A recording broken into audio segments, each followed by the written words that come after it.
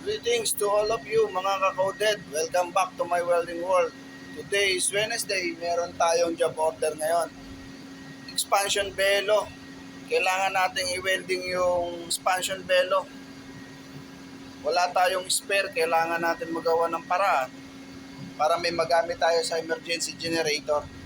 Tara guys, samahan nyo ako. Ito guys, yung umawang na expansion belo. Kailangan nating i-welding dyan kung paano natin may weld dyan guys. Sobrang nipis na nito, luma na, kalawangin pa.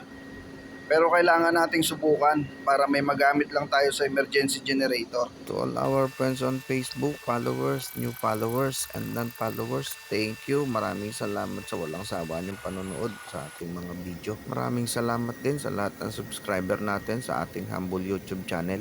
God bless you all.